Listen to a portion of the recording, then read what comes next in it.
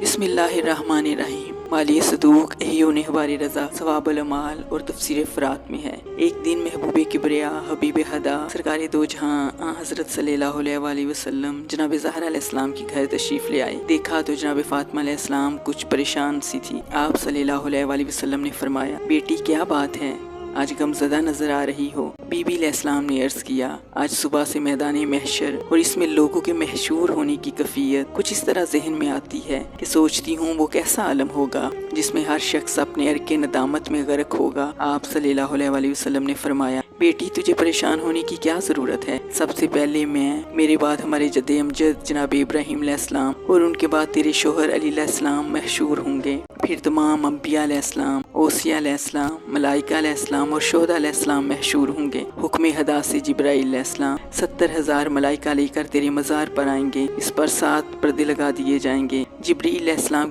کے پاس جنت کے ہلے ہوں گے، پھر جنت کا فرشتہ جنت کی ناکہ لائے گا، تو اس ناکے پر سوار ہوگی۔ تیرے دائیں ہاتھ پر تیرا شہید محسن علیہ السلام ہوگا، بائیں ہاتھ پر شہید ربابی علی اصغر علیہ السلام ہوگا، دائیں کندھے پر حسن علیہ السلام کی زہر آلودہ سبز قمیض ہوگی اور بائیں کندھے پر حسین علیہ السلام کی تیروں سے پارا پارا قمیض ہوگی۔ 70,000 فرشتے تیرے سامنے ہوں گے، 70,000 دائیں طرف، 70,000 بائیں طرف اور 70,000 پیچھے کی طرف ہوں گے۔ جب تو میدان محشر میں آئے گی تو اللہ کی طرف سے ایک منادی ندا دے گا، اے اہل محشر آنکھیں بند کر لو، سر جھکا لو، فاطمہ علیہ السلام بنت محمد صلی اللہ علیہ وآلہ وسلم آ رہی ہے۔ راستے میں سب سے پہلے جناب مریم علیہ السلام 70,000 حوروں کے ساتھ تیرے استقبال کو آئیں گی۔ کچھ دور جانے کے بعد جب جناب حوا 70,000 حوروں کے ساتھ تیرا استقبال کریں گی، جب قریب محشر آئے گی تو تیری ماں حتیجہ 70,000 حوروں کے ساتھ تیرے استقبال کو آئیں گی۔ میدان محشر میں تیرے لیے نور کا ایک ممبر نصب ہوگا،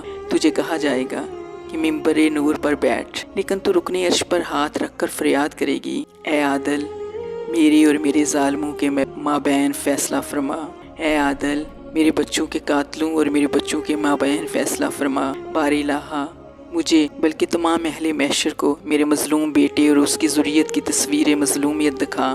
اس وقت اللہ کی طرف سے جواب ملے گا، اے فاطمہ علیہ السلام وسط میدان میں دیکھ۔ جب جناب سیدہ میدان محشر میں نظر کریں گی تو لاشا حسین علیہ السلام بلا سر میدان محشر میں ہوگا۔ امام حسین علیہ السلام کا سر ان کے ہاتھ پر ہوگا، کٹے ہوئے سر اور جسم سے تازہ خون بہہ رہا ہوگا۔ ذریت اور اصحاب امام حسین علیہ السلام کی لاشیں امام حسین علیہ السلام کے ارد گرد بکھرے پڑے ہوں گے۔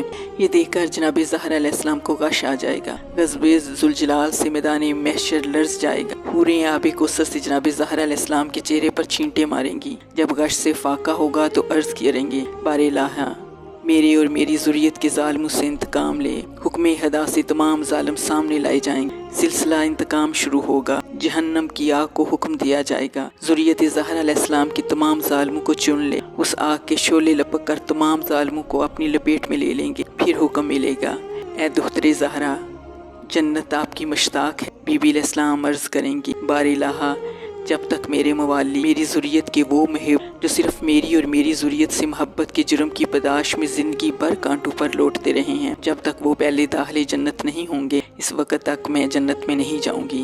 ذات احدیت کی طرف سے حکم ملے گا، شیان زہرا، شیان علی اور شیان ذریت زہرا کے لیے جنت کے دروازے کھول دیے جائیں۔ اے اللہ تجھے بی بی کہ زہرا کا واسطہ ہمیں بی بی کے ساتھ محشور فرما، ہمیں بی بی علیہ السلام کے حلقہ شفاعت میں داخل فرما، ہمیں بی بی علیہ السلام کی محبت پر موت دے، ہمیں بی بی علیہ السلام کے بابا علیہ السلام، بی بی علیہ السلام کے شوہر اور بی بی علیہ السلام کی اولاد کی محبت نصیب فرما۔ ہمارے اعمال بد کو نہ دیکھ جن کا دامن ہمارے ہاتھ میں ہے، ان کے اعمال صالحہ کو پیش نظر رکھ۔ اس طرح کی مزید اسلامی ویڈیو دیکھنے کے لیے میرے چینل کو سبسکرائب کیجیے، بیل آئیکن پر کلک کیجیے اور کمنٹس کے ذریعے بتائیے کہ یہ ویڈیو آپ کو کیسی لگی ہے۔ اگلی ویڈیو تک کے لیے اجازت دیجیے۔ اللہ آپ کا حامی و ناصر ہو۔